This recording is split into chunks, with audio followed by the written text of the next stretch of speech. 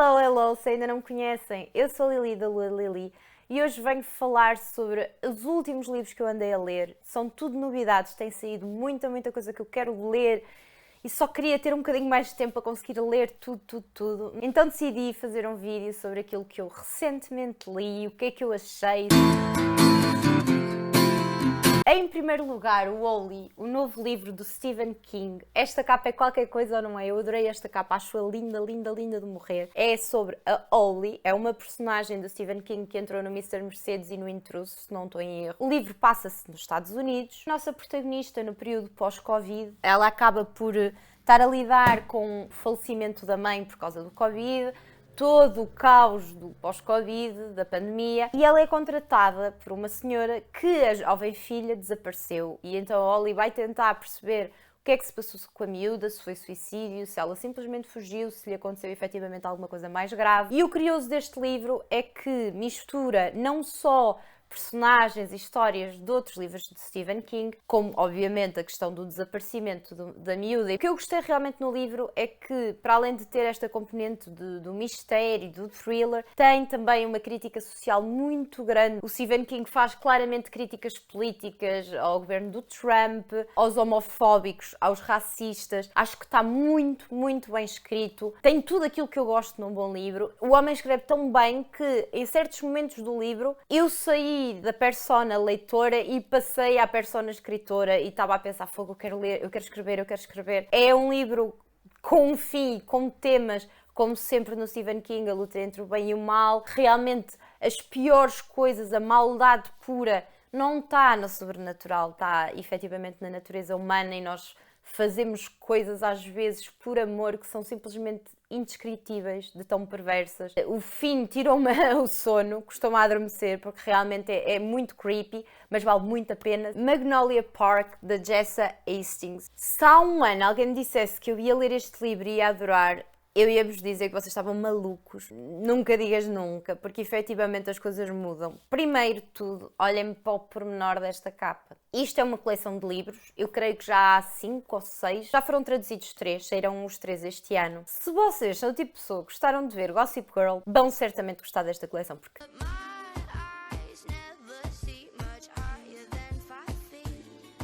é tão absurdo este universo de elites ricas, jovens, bonitas. Aquilo que eu achei realmente fascinante não é tanto a história de amor, mas é este sentimento que nós temos quando somos miúdos, em que realmente acreditamos que tudo é possível. E neste universo literário desta coleção, tudo é possível se nós acompanhamos uma jovem que é completamente obcecada por roupa e, obviamente, roupa de luxo, porque ela é de uma família de pessoas mesmo muito ricas, e é basicamente o relacionamento dela com um modelo que é tipo o bad boy lá do colégio interno onde eles estudaram. Eles são melhores amigos desde crianças, porque as famílias deles eram amigas. Ele também faz parte do grupo de amigos dela desde a infância, um grupo de 4 ou 5 rapazes. Eles têm realmente uma ligação muito grande, porque acabaram por crescer todos juntos, e aquilo começa a ficar super tóxico e neste livro eles já não estão juntos. Ele dorme com todas as modelos e mais algumas, ela salta de namorado em namorado para lhe fazer ciúmes, eles sempre que se veem é tipo um Romeu e Julieta absurdo de paixão, é assim uma coisa muito avassaladora, depois chateiam-se, depois juntam-se, portanto todo este livro é muito isso. Eu achei inicialmente a escrita muito pobre, senti que todas as personagens, até porque os capítulos variam entre a voz dela e a voz dele, e eu senti que o principal defeito do livro tinha a ver com todas as personagens tinham a voz da protagonista. Achei um bocadinho desensabido, mas fiquei tão viciada nisto. Estão a ver quando vocês sabem que estão a fazer uma coisa que não é suposto, tipo comer uma caixa de bombons seguida, mas não conseguem parar. É literalmente a experiência de ler o Magnolias. Eu diverti-me tanto. O segundo livro da coleção é também com esta capa maravilhosa. Neste livro há uma coisa que eu achei muito curiosa. Apesar da protagonista não ser a Magnolia, é a Daisy, todo o espaço temporal do livro é exatamente o do primeiro livro. Tudo o que ela vai contar aqui já aconteceu no primeiro livro. Nós já sabemos que aconteceu, simplesmente vamos descobrir novas coisas porque o livro foca-se noutra personagem. Este livro vai focar-se em duas personagens, a Daisy e o Christian. O Christian é um dos miúdos que pertence ao grupo de amigos da Magnolia e há ali um triângulo amoroso entre a Magnolia, o namorado e esse Christian. E esta Daisy, os pais foram assassinados, ela é de uma família de gangsters em que roubam arte e não sei o quê. O irmão dela controla tipo o alto cartel.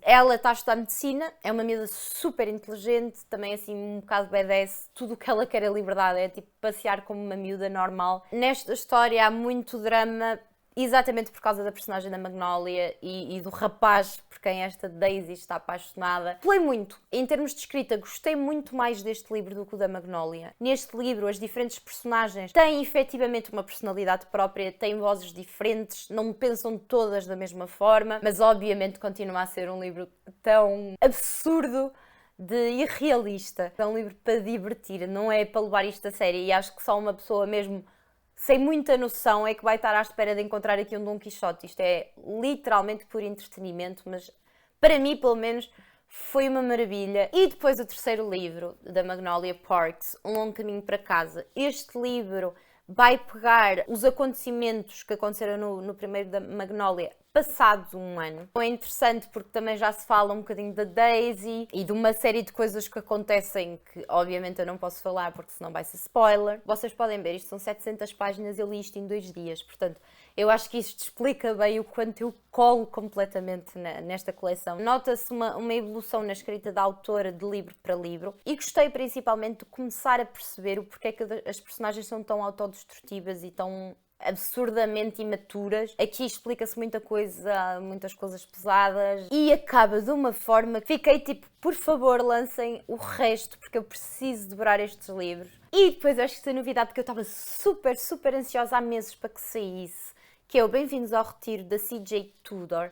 Eu li todos os livros da autora e, curiosamente, os meus favoritos foram o primeiro, que foi O Homem de Giz, e o último que ela tinha lançado, que foi o Raparigas em Chamas. Eu gosto muito da escrita dela. A única coisa que eu não gostei tanto no livro, mas isto tem a ver com uma opinião pessoal e não tem nada a ver com a escrita da autora, isto é muito passado no open space, na neve. Não sou uma pessoa que gosta particularmente de cenas assim, que não seja num espaço fechado. E nós neste livro vamos acompanhar 3 grupos de pessoas em 3 situações e em 3 lugares diferentes, que a única coisa que as une é um contexto de pandemia. Há um vírus que se espalha pelo mundo e as pessoas acabam por adoecer, por enlouquecer e finalmente por morrer. E o mais curioso disto é que a C.J. Tudor, depois ela no fim até explica isso no livro, teve esta ideia antes do Covid. É este vírus que une estes três grupos de pessoas. Um grupo está numa viagem de autocarro, e há um nevão e eles têm um acidente e ficam presos no autocarro. Metade dos passageiros acaba por falecer, os outros ficam lá presos. Outro grupo fica encalhado e preso num teleférico. E depois outros, que são um grupo que está num retiro de ski isolado de tudo, em que a eletricidade começa a falhar, a segurança começa a falhar. O fim do livro acaba por ser muito interessante, surpreendeu-me, mas o livro em si eu achei um bocado aborrecido. Não achei que fosse das melhores coisas que eu já li, nem no thriller, nem que a C.J. Tudor escreveu. E finalmente, Bunny, da Mona Awed. Eu ando para ler este livro há anos. E agora, quando saiu a tradução, mal saiu a tradução, eu quis muito ler e finalmente perceber porque é que ele é tão famoso. O livro supostamente é vendido como um livro de terror, foi finalista de melhor livro de terror do Goodreads há 2 anos, se não estou em erro, há 2 ou 3 anos. Mas a história em si e a sinopse, eu não estava a perceber como é que aquilo podia ser um livro de terror e eu acho que vocês vão concordar comigo que esta sinopse acaba por ser um bocado absurdo. Qual é que é a história deste livro? É uma miúda, uma estudante universitária, que está a tirar um curso de escrita criativo e nesse curso há um grupo de miúdas, amigas, que se intitulam umas às outras de Bunny. Estão a ver tipo Mean Girls, tipo as miúdas populares que são mais para toda a gente. Tipo isso. E estas miúdas acabam por fazer uma espécie de bullying à nossa protagonista. Ela também é uma miúda muito sofrida, muito solitária. Sem ser a melhor amiga, elas efetivamente têm uma relação muito íntima. Ela acaba por não ter ninguém. E há um dia em que ela recebe um convite para ir à casa delas, destas bunnies, a uma espécie de reunião criativa que elas lá fazem. E ela aceita. A melhor amiga fica chateada, porque elas estão constantemente a gozar com as bunnies, mas ela aceita e a vida dela muda completamente. Ela deixa de ter noção A palavra é essa, é noção. Deixa de falar com a minha melhor amiga desaparece. Eu não posso fazer grande spoiler, porque a história é esta. Para vocês verem, é estranho, tipo, como é que isto pode ser terror. Eu fiquei completamente perdida a ler este livro, deu-me ansiedade, senti-me literalmente numa trip, porque inicialmente eu estava a pensar que a escrita é tão poética, tão metafórica, que eu não estava a perceber por causa da escrita. Depois achei que a protagonista é que estava induzida em erro e me estava a enganar, e depois cheguei à conclusão que eu é que sou burra, porque depois o fim do livro explodiu-me a cabeça, e eu fiquei mesmo... Okay.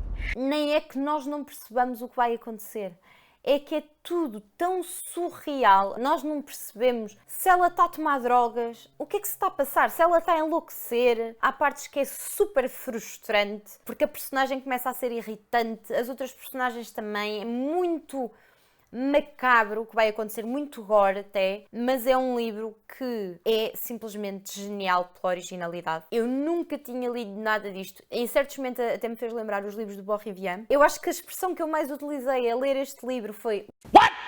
What the fuck? Eu estava literalmente a ler e parava para dizer What the fuck? Disse esta palavra 1000 vezes. O livro parece que tem uma história super superficial, super rasa, mas é tão profundo. É um livro realmente sobre imaginação, sobre solidão, sobre identidade, sobre a ligação que nós temos aos outros. Só que isso está tão nas entrelinhas. Por favor, se alguém já leu, se querem ler, leiam. Porque acho que é uma experiência, literalmente, é uma viagem. Para quem está a pensar ou tem curiosidade de experimentar aí o asco ou cogumelos, leiam antes este livro, porque isto é todo um novo mundo. E se já leram, por favor, mas por favor, digam-me aqui embaixo o que acharam. Mandem-me mensagem, eu preciso discutir este livro com quem já o leu. Espero que tenham gostado do vídeo. Beijinhos e até para a semana.